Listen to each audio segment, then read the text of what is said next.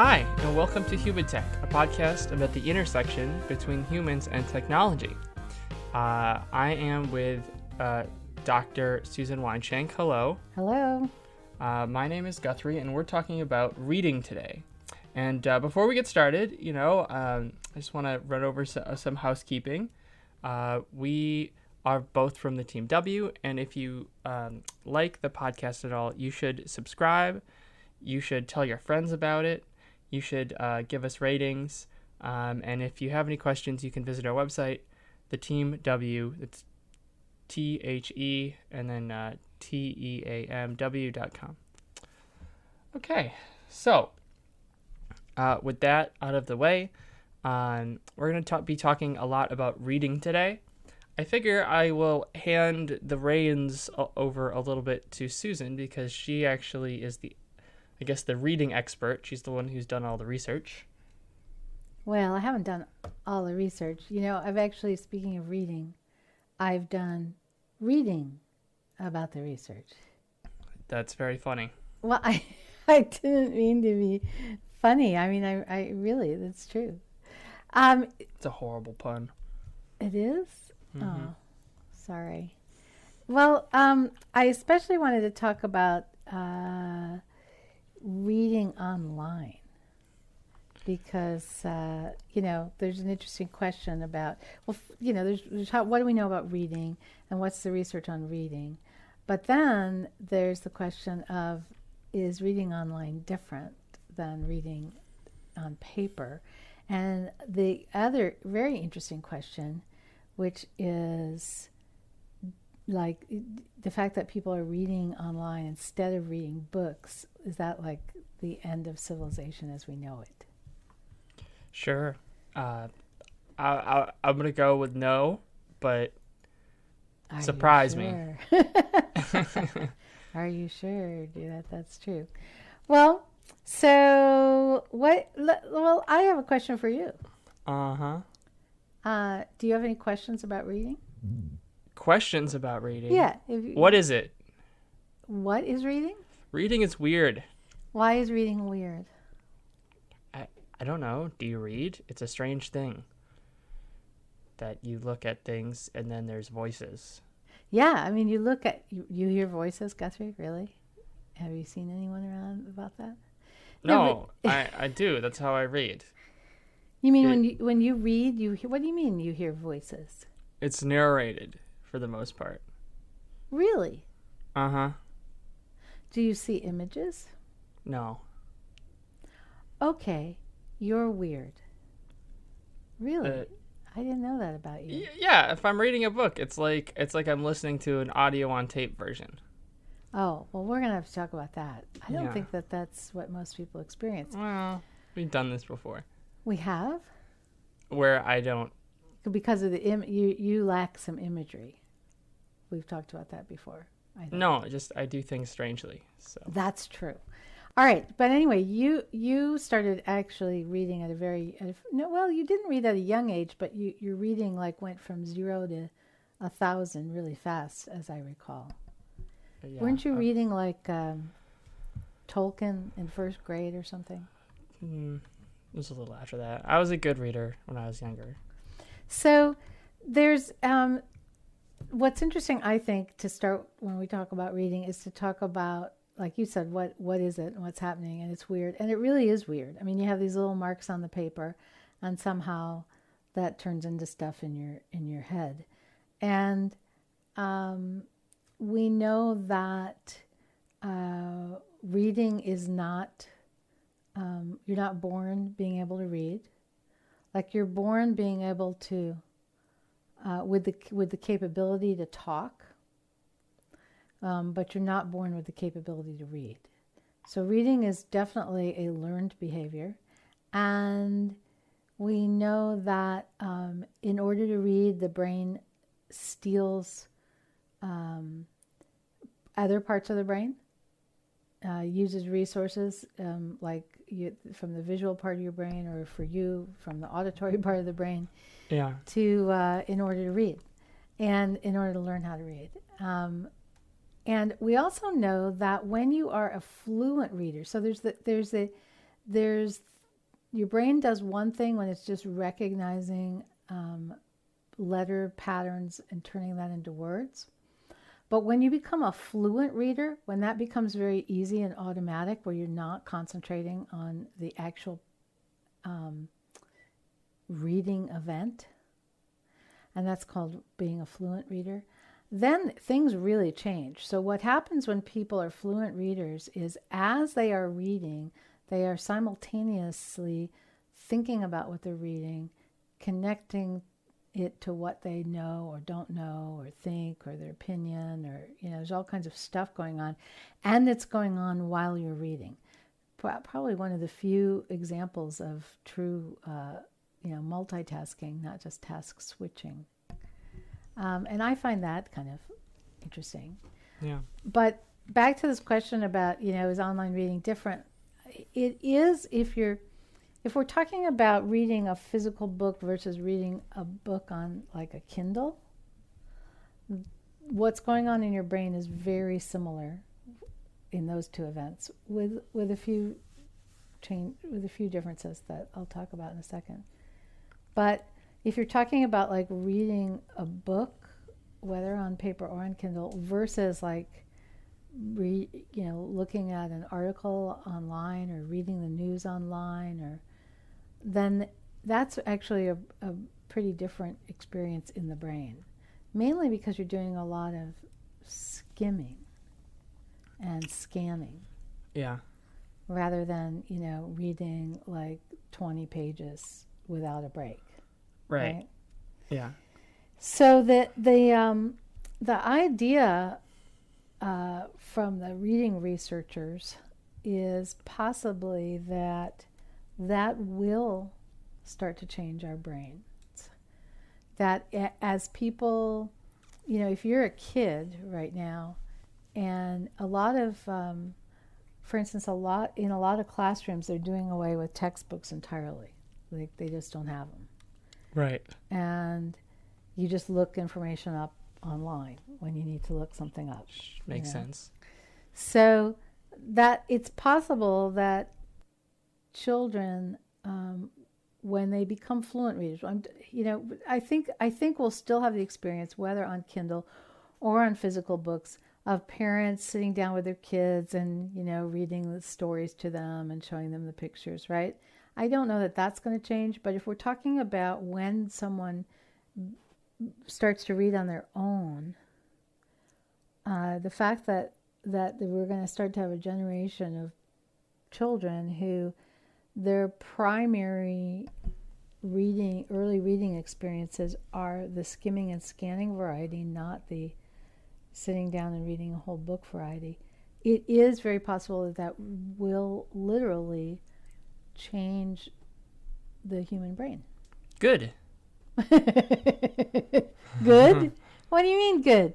No, it's the end of civilization as we know it. Why do you think that's good? Why did you say that? I think so. I've been watching The Flash recently, the television show. Yeah. It's very good, actually. I don't know the show. It was on the CW. The first season just came out on Netflix. Yeah. It's a superhero show, but it's a little lighter than your normal, like, what is it, Strom and Drang? Is that the phrase? I don't know. It's a German something. Anyways, it's it's fun. I'm enjoying it, but like a big, especially in the first season. This is not really a spoiler, so I don't really have to preclude it. But he's trying to go. The Flash is a character who's been around for decades, in various forms, and in fact, it's not important. It's just a guy who can go really fast. That's the whole situation. That's the background, and so he, in the first season, he's trying to go faster, right? Because he needs to go faster. Well, I think in today's modern whatever world, with all these the tech things and humans connected to technology and all of our inputs that we get, that's happening. That can happen much faster than if we're just in a hut in the mud. We need to go faster. Interesting. So you think if our brains change because we're going faster with reading, in general, that'll make us go faster with everything, in general, faster is better. No. We need to have our brains adapt so that we can process information faster. We have to get better. That's interesting. I'm sure there are people who may not agree. Mm-hmm. But yeah. So one of there's a reading researcher named Marianne Wolf, and she wrote a really good book about the story and science of the reading brain. It's really excellent book, but she mentions in there that tells, I guess we would call it an anecdotal story because I don't know that we have the exact reference, but back when the printing press was first invented, and do you know when that was? Which printing press was this? The printing press. Gutenberg's printing press. Hold on. You're looking this up. I'm not. No, I would never dream of it. Then why are we holding on? I'm thinking. Yeah, you're looking this up online. I'm really not. Okay, I think I'm gonna go with like 1514. No, it's more like 1450. Oh, okay. But you just did a little bit of numbered displacement there. But you were very close. So, and do you know where the printing press was invented? China. No. No, well, it really was, but... Really? Block letters was actually invented in China like thousands of years ago. Oh. Yeah. But the modern printing press would be, of course, invented in Germany. And do you know where in Germany? Heidelberg. No. Gutenberg. No. Gutenberg is the name of the guy. Printingberg. Mainz. Oh, okay. And do you know why that's significant? Yeah, I get it. Yes. Well, yes, I have relatives in Mainz. You do. Yeah. You do. That's where you have relatives in Mainz.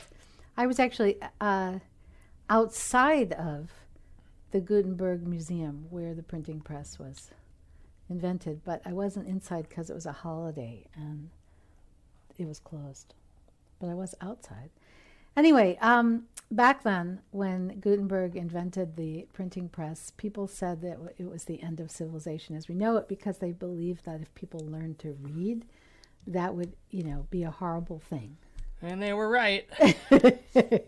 Well, some people would think that it wasn't a horrible thing, but that was the sense. Tell that to the Pope. So Marianne Wolf's ideas are that it's kind of, this thing people say, oh, the online reading, the skimming and scanning, it's terrible. It's going to ruin reading. But she says in her book that, we don't know whether it's going to be bad or good. It's probably going to be different, but, who's to say what bad or good is. So, yeah, your brain works differently when you're scanning and skimming. So here's some interesting, you want some interesting factoids about online reading? Yeah. Okay. I do. Interesting factoids. So when people read an article like that, news article or whatever online, they read at most 60% of the article on average.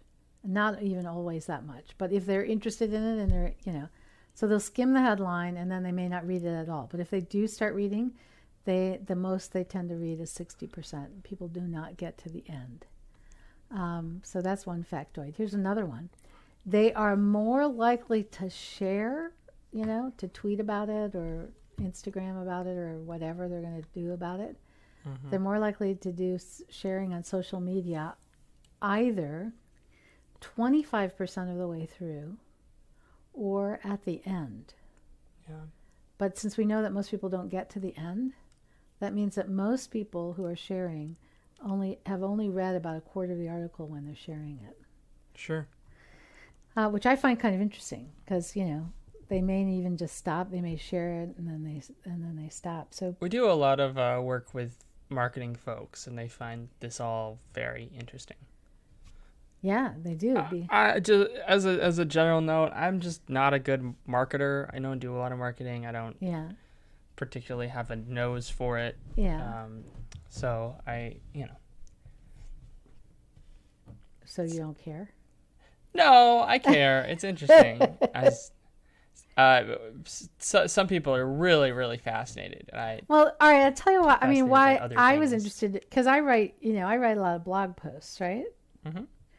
And I have a tendency. Yeah, don't bury the lead. I believe that's the phrase, right? Yeah, and I have a tendency to do that because there's just this for those of us who are writers, because I write a lot, right? I've written a lot of books, and I write a lot of blog posts, and you forget that people are skimming, and you think people are reading to the end, and so you kind of pull them along and make it interesting, and you're building the story, and then at the end, you have the big reveal, which I then realized when I was reading about reading that that meant that no one was getting the reveal. Yeah.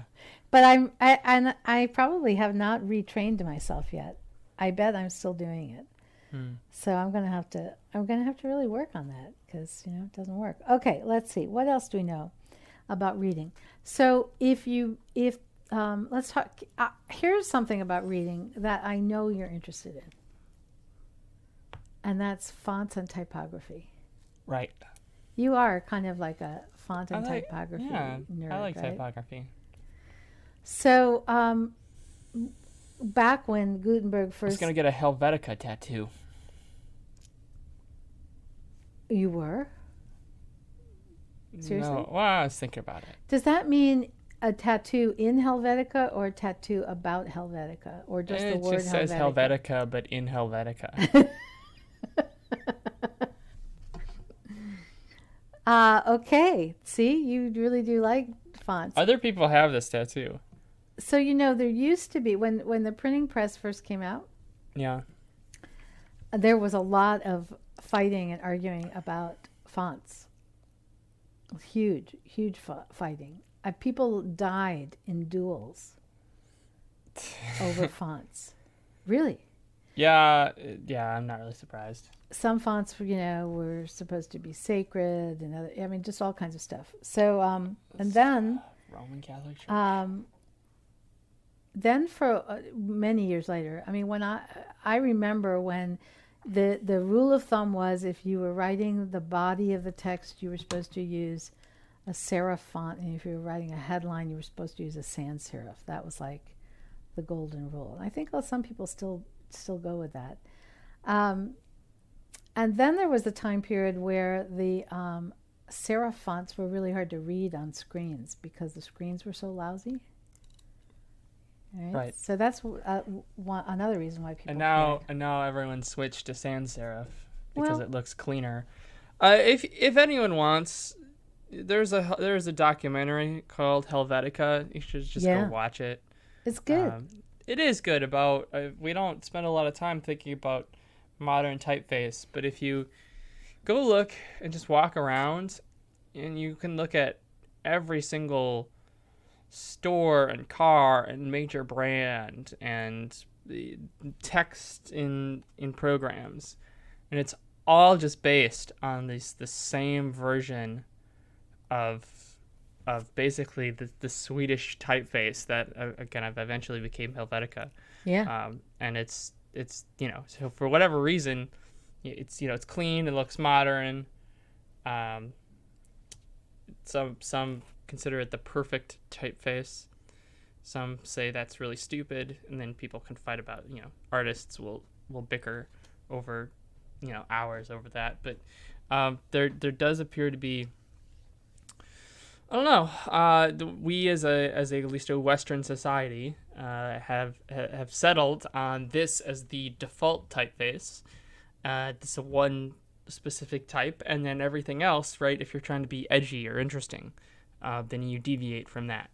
Well, what are you saying is the one standard type then? Helvetica stuff, or Helvetica New, or it's thousands of variations. Like we use Open Sans, which is a Google-derived open source typeface. So it's possible with your making that statement that we may get more emails on this topic than anything we've talked about so far on the podcast. I doubt it, but okay. People get very, very intense about fonts. They do, yeah. Especially, I mean, I don't know what our audience is, honestly. Do we have a lot of designers? I guess so. I don't know. But so literally just Arial, which is Microsoft's. Microsoft couldn't get the rights to Helvetica, so they just made a font called Arial and changed the way the A's look, and then call it. Really? Yeah, it's basically exactly the same. Huh. All the brand logos of everything from LG and Samsung and those are all Helvetica. Oh yeah, all the Apple, iOS. It's all Helvetica. I don't know that I even realized that. Well, go watch the documentary. I did watch the documentary. I guess I forgot. It's probably like 5, 6, 10 years old. Yeah. But it's still really good. So, but now there's all these versions. So like, Apple used to be using Helvetica variant. Recently, they switched in their operating system to a font they made called San Francisco, which is just another Helvetica variant. In all honesty, it's just another sans serif. I mean, when was the last time? Think back. Mm-hmm. When was the last time you saw a piece of technology, a phone, a watch, a computer operating system, that had a serif typeface as its default? I don't know. I don't know that I would have even noticed. But you're saying it. Oh, you'd notice. You mean it used serif Times New Roman. Like your phone was in Times New Roman. I think the old Palm Pilots. Actually. They did. They had Times New Roman. And look what happened to them. Yeah, they got bought out. Hold on. I'm gonna look this up. You keep talking. You're gonna. You want me to keep talking while you're looking something up? Then make some witty commentary. I want to know if I'm right about this. Okay. I'll make witty commentary. Well, so there is research on the fact that if a font is hard to read, people think the material that is being talked about in the text is I was wrong. Hard to do. You're wrong about what? Palm Pilot Professional used a crappy version of its serif. But serif, of course, or sans serif? Sorry, sans serif. Yeah. Yeah, that was just. So you were starting one of those urban legend myths. Never mind. Sorry, guys. At least you looked it up and corrected it before we were done with the podcast. Yeah. It's also that's right because there didn't they get bought out by HP? Yes. Yeah. Okay. Anyways, but yeah, it just look at all the little homework. Look at all the devices and look at all the logos around you. But especially it might change. Nope. It might go back. Nope. Really? You think this is all one directional? It's not going to be a pendulum swing? So like I said, there are certain levels where people like to be, like to deviate from the norm, and deviation is more cool in certain times than other times. But you're saying, in terms of the norm, you expect sans serif to stay around forever. Okay, so here's the history. So in like the 1940s, right? If you look at all the ads, everything was in these weird, like handwritten squirrely fonts, and there were always, it was like everything was its own individual artistic thing. Think of like Coca-Cola, blah blah blah blah. Right, Coca-Cola is the perfect example because they have like the weird curly font. Now, of course, they kept it because it's their logo. But and then starting in the 50s and 60s, there was people didn't want to be cutesy; they wanted to be modern, and efficient and industrial. Yeah. And that became the look. So it became the logo for all kinds of stuff, all the car brands, with possibly the exception of, Ford. There are always exceptions that kept their ye old like logo type, but all their ads would be in Helvetica essentially.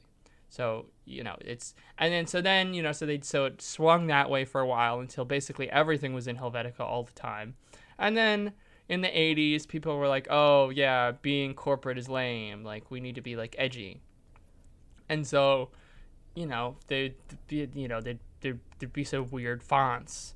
And now even today, and then it kind of swung back in the 90s, and now today people kind of want to be edgy again a little bit. But so even though the logos are perhaps not in Helvetica, they'll be in something a little different. It's still it's basically all sans serif, and all their ads are in Helvetica. So, like if I just go to their website, so apologize for the typing, but so okay, so well, that's true. I guess I'm slightly mistaken. So I just went to like Ford.com. Yeah. Right? And so Ford, they kept their old like fancy squiggle logo. Yeah. But their website is just full of, it's not Helvetica. They use a little bit more of an independent typeface. I guess they want to stand out, except for their trucks, which is essentially Helvetica. The point is their whole website is completely covered, for the most part, in just sans serif normalcy. That's interesting. Well, we'll see. We'll see if you're right and whether this. I think that I don't know. Everything. Well, no. Well, what if you went to a website and everything was in a weird font? Yeah, but right now it seems like a serif font would be a weird font. But I'm just saying, there was a point where people would have said if everything was sans serif, that would be weird. So I mean, the pendulum swings. We should probably. I don't know that we explained serif and sans serif. Go ahead. So serif, we did mention, is a font. Any of the there's hundreds or thousands of font families, and they can essentially be divided into either serif or sans serif. Serif have little embellishments and decorative edges at the edges. And if you look at it at the capital T or the capital S of the font, it's either going to be very plain or it's going to have little decorative embellishments. If it has decorative embellishments, it's a serif font, and that's French Serif. Please forgive me, those of you who are French, for murdering the pronunciation. It means decoration in French. And then sans, it means without. So sans serif or sans serif means without decoration. So I just like pretending that I speak French, and so I always throw that in. You know what's actually becoming kind of popular? What? Is kind of an Art Deco-y fonts. Yeah. Which go back to like what, the 1920s? Oh, well, 1930s? I mean, all these fonts go back like 300 years. Yeah. I mean, they're like the whole font thing. Like, I don't know. There's a very interesting history of all the fonts, but yeah, definitely stuff those. So there's something like like Mr. I think it's called like Mr. Eves. There are a number of fonts that are sans serif fonts, but kind of just a little different. Yeah, and, unusual. Those are kind of popular. Now, there's research that shows that if a font is hard to read, people think the task is hard to do. Yeah. So why would you, right? So then why wouldn't you have it be the easiest to read font, which is Helvetica? Well, that's what people prefer. Now, there's other research that shows that if the font is hard to read, it kicks you into system 2 thinking, meaning you'll learn the material better and remember it longer. But you didn't hear that from me. Because I'm supposed to be a usability person. Did I ever tell you about how I was actually cornered I mean, I've heard this story many, many times, but Okay. if you'd like to tell the audience, Well, I feel was free. speaking I was speaking at like a mini conference, and I talked about reading and fonts and about the fact that the research shows that if the font is hard to read, people think the task is hard to do, but they also remember it longer and learn it better. And then I always jokingly say, so you should make your fonts hard to read. And then I laugh and I say, no, I'm not really saying that. But then I had some usability people, famous, well-known usability people who I will not name, literally backed me against the wall. It wasn't really a corner, it was against the wall. And told me never to say that again because it would give people the wrong impression, and that they had labored for decades to get people to use fonts that were easy to read, and I was destroying their work. I mean, in fairness, that the people just didn't understand. I think they understood. No, the whole people didn't really have marketing. I mean, people were just like, if you go to the early days of the internet, Yeah.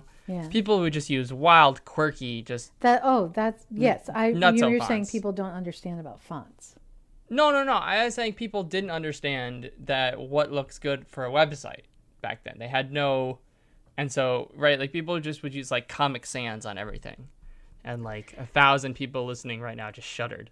It's really hard for me to understand why anybody would think that would ever be okay. But apparently, So I can a see lot of how people do. when they've been fighting for decades, but now I think people have a pretty good feel for what looks, right, new, modern. Don't put it in Comic Sans, and you're generally on a good.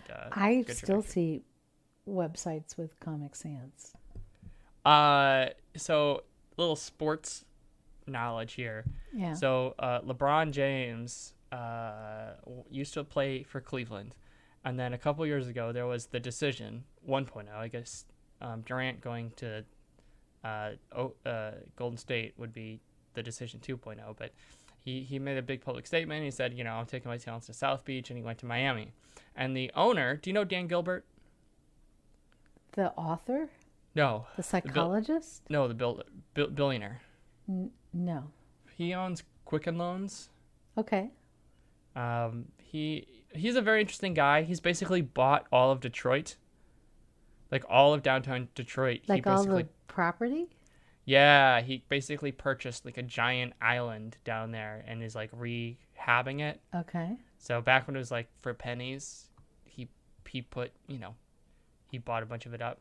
And he kind of runs Cleveland, and they play in Quicken Loans Arena in Cleveland. He owns the Cavaliers. Okay.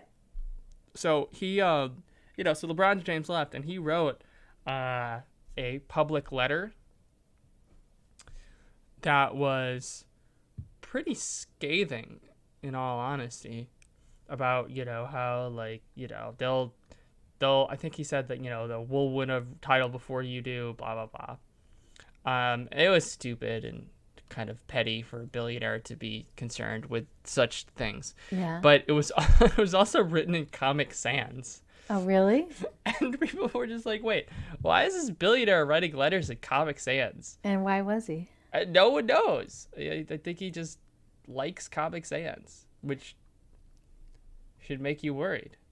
There's also a Dan Gilbert who's a psychologist and an author. I feel like it's a pretty common name. I think his name's Dan Gilbert. Maybe Yeah, it is. It is. There's two Dan Gilberts. One, well, I'm sure there's more than two, but there's two famous ones. One is the businessman and one is a psychologist, and they're not the same person. Ah. All right, so fonts. See, I knew you'd care about fonts. I also find it interesting that you seem to be able to find a way to bring LeBron James' name into any podcast we do, but Well, that's sports are not an analogy of culture, are they not? A microcosm of they are a microcosm. Is that what a microcosm of the cultural climates, and because we make the storylines that we want to have. Okay, so now I have another question for you. Yeah, sure. Line length. Yeah. Now you've heard me. You've attended many of my speeches and workshops. Yep. Do you remember what I say about line length? Yes, I do. Okay. So tell me about line length. This is a quiz. Did you know you were going to get a pop quiz? This is an easy question. It is? Okay. Yeah. So what's better, a long line length or a short line length? Depends. Okay. Depends on what? What you want. Like what? To accomplish. Like what? Okay. People can read longer line lengths faster, but they prefer shorter line lengths. Oh, good. Good memory. Yeah. Okay. Yeah, that's true. So, usually people use shorter line lengths because of that. Because if people prefer it, go ahead and do it. And it is a little faster to read longer line lengths, but not significantly enough that it really matters in terms of putting stuff online. So that's another interesting, fun fact. Absolutely. How about? Let's see. I'm trying to think of what else I can grab you with here. Do any more pop quizzes? I like the pop quizzes. Let's see. More about reading. What else can I ask you about reading? So, did you know that that your brain, when it's reading a physical book, creates a kind of like a map of it? No. He says, "What the heck do you mean by that?" Nope. So this is one way where, so you read books. You have a Kindle, right? I do. Yeah. And how often do you read a physical book versus reading a Kindle book? I don't know. It totally comes in waves. What do you mean? Like you'll tend to go through a regular book phase? Yeah. Like sometimes what I'll do is I'll so sometimes I get a bunch of regular books. I mean, obviously I have other stuff I need to read that's in physical form. If you're talking about just reading for pleasure, probably pretty rarely, but on occasion it does happen. I don't read a lot of physical books. So most of the time when you're reading for pleasure, most of the time I'm reading on my computer. Not even a Kindle. You mean like you're reading the news? Yeah, exactly. If I'm sitting down, if I'm not going on a trip and I want to have some reading to pass the time, I'll put it on my Kindle. I used to read more on my Kindle. In the future, I will probably read more on my Kindle. It just so happens that I've been busy and I don't, I haven't really doubled down on reading a whole lot. Okay. Been doing other stuff. But you read a physical book rarely. Yes, that would be correct. Yeah. So I'm kind of, well, this is a little hard to admit because I'm an author and I write a lot of books.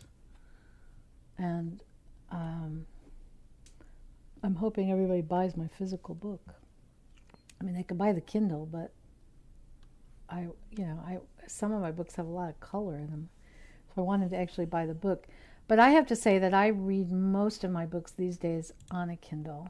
Well, you can get our books on Kindle. And just because they have color, well, in a couple of years they'll have color Kindles. So right. Don't worry. Don't worry about it. Okay. It'll all work out. But there is a bunch of haptic stuff when you read a physical book, meaning there's a bunch of stuff that goes on in your brain, in the parts of your brain that deal with your sense of touch. Mm-hmm. And of course, you lose a lot of that, if not almost all of it, when you're reading a Kindle. So the weight of the book is important haptically in your brain. So research shows that when people are holding something heavy, they think what they're reading is more important. Yeah. And isn't that funny? That's funny? Isn't that funny? I think it's funny. Well, okay, here, we definitely need to do a podcast episode on the topic of embodied cognition. So I will write that down, and that'll be a future episode, because that's what's involved in this. So there's this idea of embodied cognition that I won't go into any detail now because we're going to do another episode on it. But yeah, it's true. When you hold something heavy, then people feel that it's more important. So in a Kindle, all books are the same weight, right? So you don't have the sense of relative importance. But we also know that your brain creates a little map of the book. I mean, if you think about, I'm sitting here while we're recording this, I've got a book open, and it's got 4 corners, right? Yeah. 2 pages, 4 corners to the total overall. And well, yeah. I understand that you make a mental map. I have a sneaky suspicion you'll make mental maps with digital stuff too. Not the same. Yep, I think it will be the same. But it's not going to be with us. It's going to be maybe with me, but like with younger people who grew up doing that kind of stuff. Okay, because the brains will change. But if the brains change, you're right. Yeah, and they'll just treat it like it's a physical copy. So for older people, they don't make that mental model, and that's why they're lost. Although it will be, that's why they're lost when they're reading online books. No, but even if you do, it's still a different mental model. It will be a different mental model, but I think they'll be. But the mapping will probably be better. I mean, I know that I think compared to a lot of people personally, I find myself, I basically have a map. So when I use a MacBook, right, I have multiple even though there's one screen, I use the multiple desktops. Yeah. I think that's what it's called. Yeah, I like the dual screen. So like I have like a mental model of like where everything is. Yeah, I do. Yeah, and then people have mental models and mental maps, but it is different than a book navigational mental map. Potentially. Yeah. And then there's all other kinds of, there's the sense of touch. There's the feel of the paper. Yeah. There's the motor experience of turning a page, which is you have a motor experience of turning a page online, but it's different. Well, again, this will all be different in the future, right? So, for example, when we have infrared or radar sonar based systems, right? So to turn a page, you'll flip with your hand. Well, right now you flip with your finger. I know, and that's wrong. In the future, it'll be like no, but seriously, because you don't want to have to touch the screen because that's where you're reading. So in future Kindles, when they have like the laser based assistance, right? Just move your hand. You move your hand in air. You're not touching anything, right? So you'll still have the mental stuff. A little bit different though than the tactile of grabbing a page and turning. It's true. And then okay. So I'm going to do it. We'll see if my microphone picks it up. Here, be quiet here. Yeah, you heard that, right? Uh-huh. So, there's an auditory experience when you read a book that you don't have when you read a Kindle. It's almost like it's in real life. It is in real life. So it's different. I'm just saying. So what you're trying to say are books are the new VR, an immersive 3D experience? I was actually just thinking that. I know. How did you know? I'm good. You kind of wonder though, right? So, are there any other points you want to do? Because I have a question. Go ahead. Can we go back to my weird brain and figure out what's going on? Let's try. What about your weird brain now? Like when I read. Yeah. I hear the word. You didn't seem to want to talk about that when we started the podcast. I did want to talk about it. Oh. So when you read, you hear someone reading to you like it's an audiobook. Well, I'm reading to myself. It's not like a different voice. It's my voice. Though I guess I can make it be different voices. Like it can have like a British accent. No, don't do that because then you'll be hearing voices and then I'll really be worried about you. Yeah,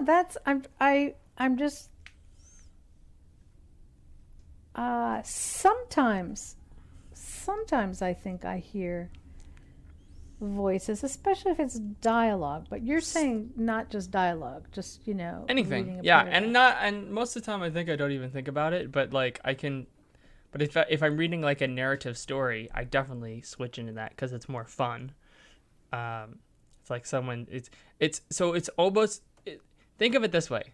It's exactly the same as if you read a sentence and dictate it, right? So you're reading, so you speak out Yeah, loud I what you're know reading. exactly what you mean. I do know Except what you I'm mean. not speaking out loud.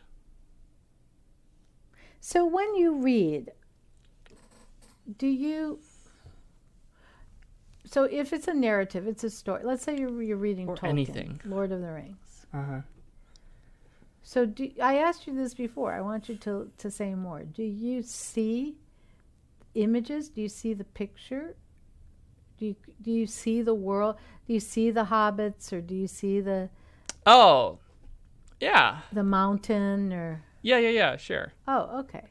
Yeah, I have ideas of what characters look like, and Okay, because you said you didn't see well, things. but it's different. It's different because I guess because I actually hear it, like it's a voice in the room. Yeah.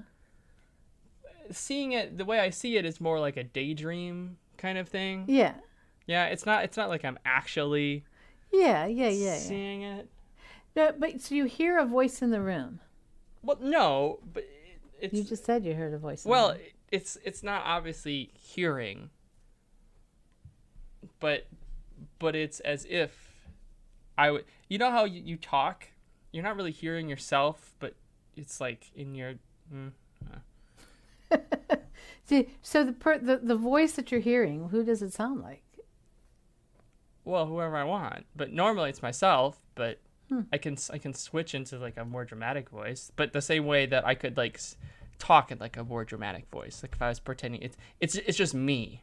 But like you can talk in like a British accent if I wanted, even though it'd be a bad British accent, but like I can do it. This is like I just wonder, people don't usually talk about their experience of reading this way, and Yeah. I wonder. It reminds me of like talking about, what does it mean to see the color red? It's like, does red exist, and how do I know my red is your red? And it kind of reminds me of that, how I'm really curious now about what, because I've never really talked to people about their experience of reading. And maybe your experience of hearing your voice reading like it's an audiobook is the norm, and I'm the weird one because I don't hear the voice. So what happens when you read?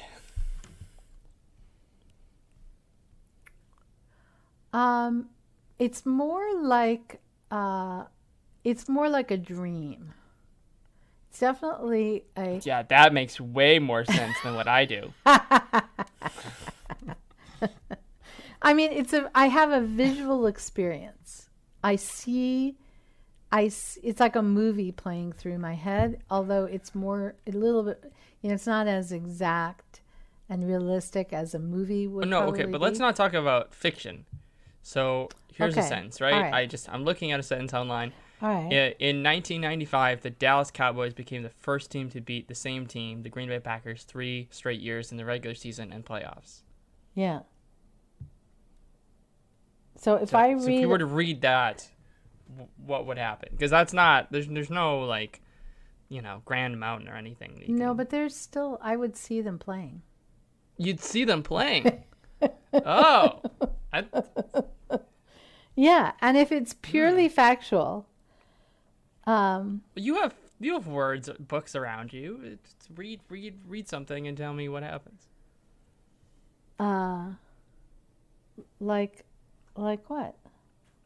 I don't care. I'm not there. I'm in Chicago. I don't know what you're looking at. Well, I'm looking at one of my books. Okay. So, I'm reading Soon, 2013, devised a different experiment to see if the same delay holds for making abstract decisions that don't involve simple motor movements. That's a sentence I wrote, and I'm reading it. Okay. And what happened? I didn't hear a voice. I thought about the concepts, and then I still had a visual image. So I think when I'm reading, non-narrative fiction, when I'm not reading narrative fiction, when I'm reading something that is not narrative and it's not fiction, and it's, like I read a lot about research, right? I'm interpreting the words, I'm thinking about them, but not with auditory. I don't hear any auditory. Yeah. It's hard for me because I'm not saying I always hear auditory. Yeah. I think for the most part, it's almost like a humming of a fan that you don't even think about anymore. But then if I want to hear the auditory, I can. Yeah, reading is very weird, isn't it? You know what I would really like to do? I'd like to get you hooked up to an fMRI machine and have you read and watch what's going on in your brain. Yeah, so for those out there, I have a sneaky theory. Oh, what's your theory? Hold on. You're typing something? Yes, I gotta... What it's called? Man. It's an interesting podcast to listen to someone type. Can't remember the name of it.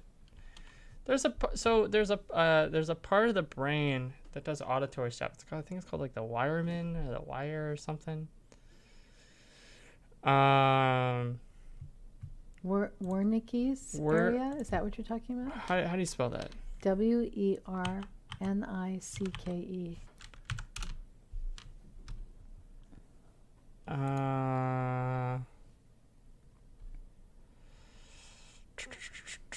Well, tell me what you know about this part of the brain. Yeah, I think so. Because there are language areas of the brain. Yeah. Yes, the Wernicke's. Thank you. You're welcome. So the Wernicke is generally deals with connecting words, fluency, the ability to connect words with meaning, right? Yeah. So if you have severe damage, you can say words, but the phrases will lack meaning. Right. For example. Mm-hmm. And it's actually, it encircles the auditory cortex. Mm-hmm. Now, I, at a very young age, did music lessons, like 3 years old. Yep. So and I'm very bad at a couple specific things. I am horrible at memorizing. I'm wonderful at memorizing facts. I'm just the best at it. Yeah. Random facts of trivia, but I'm very, very bad with connecting word associations with things. So names, I'm particularly bad with names. Mm-hmm. I am particularly bad with memorized facts, but not that don't relate to anything. So if it's just, like what year was the printing press invented? No, I'm great with that. I'm great with that. No, you got that one wrong, but okay. I was pretty close. No, but like what? So like some arcane law phrase that is associated with an idea. Okay. Right, but it has nothing to do with the idea itself. Okay. Right, which I suppose just another version of a name. Yeah. I'm that's interesting. Very bad. So foreign languages, I'm great with the grammar. I cannot remember the vocab. You can't remember the names of words. I can't remember the names. What do you call a book in French? Yeah. I cannot. I just can't get the association between the word itself and the meaning. Yeah, that's interesting because because you. I mean, I've known you for a very long time, and I know you have a very good memory, and it always did confuse me why you couldn't learn the foreign language vocabulary. Yeah. Also, I'm very bad at spelling. You're really bad at spelling. Yeah. So it's encircled by the auditory cortex, and my theory is that my auditory cortex is abnormally large, and it swallowed a bit of the Wernicke area. It's a very interesting theory. And that's why I'm really great at anything auditory. Yeah. I can very quickly and fluently mimic other voice patterns and sounds and noises. Yeah. I can remember songs incredibly well. Yeah. I can listen to something once or twice and replay it. I think this is also one of the reasons I don't like rewatching movies, because I know exactly what's going to happen. I don't need to really hear the dialogue. It's not as interesting because it's not, so I can remember auditory stuff very well. So I think, and then of course when I read, I can it's visualized auditorily. Visualized auditorily. So this is my theory. It's a very interesting theory, and it certainly is possible because we know that, and I think we talked about this. I'm pretty sure we did in a previous podcast. We talked about neuroplasticity and the fact that your brain, many parts of your brain and many of your neurons can be used for this or that, or taken over and changed. And certainly you're right. You started learning violin before you were 3 years old, and then you learned. I mean, you played pretty much every day. At one point, I think you played every day for like 9 years, and so from the point of age 2.5 to age 18 and a half, you played music every day, and then in later years you played multiple instruments, right? So it's very possible that because you started so young, especially, that your brain used some of that area for the music, and it's probably true that strengthens certain parts of your brain, but it's also possibly true that your brain stole some stuff from other areas and got it going on auditory and musical processing, which meant there was perhaps less of certain areas to put towards some of the other things like spelling and names and stuff. It's possible. I mean, we'll never know for sure, and I'm not going to go do brain surgery on you to find out, but it's possible. It's a really interesting question. And that also brings home the fact that not everybody's alike, and certainly that not everybody's alike in reading. But I really do encourage you, speaking of reading, if you want a good book to read, I really do recommend the book by Marianne Wolf. It's called, wait a minute, I had it up here and then I lost it. Let's look and get the name of it. It'd be interesting to get Marianne on here one day. Maybe we'll have to try and do that. Okay. It's called Proust and the Squid.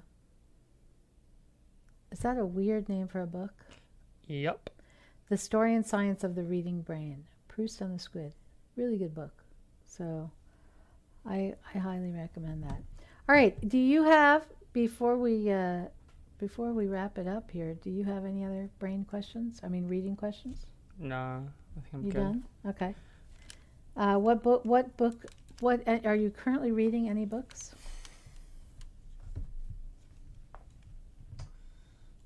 No. No? None? No. I'm doing work stuff, so. But yes, am I reading? No. I'm not. So I'm currently reading a series of novels by Jane Smiley. So I just thought I'd bring that up. I said, I was watching The Flash, so. So you've been watching The Flash instead of reading. Well, You're going to have to get back to reading. Hey, I read a lot. I have a subscription to the Washington Post. I read every day. Yeah, you read news. Yeah, I read news. I get that. All right. I think it's a wrap. Absolutely. Again, info@theteamw.com. If you have questions, email me, comment me. If you have show suggestions, we've gotten a couple. Hopefully we'll do those. Some of those, I love getting some of them we know some about. Some of them we don't know a lot about. We got to do how a much little research we really want to do. I guess we'll figure that out.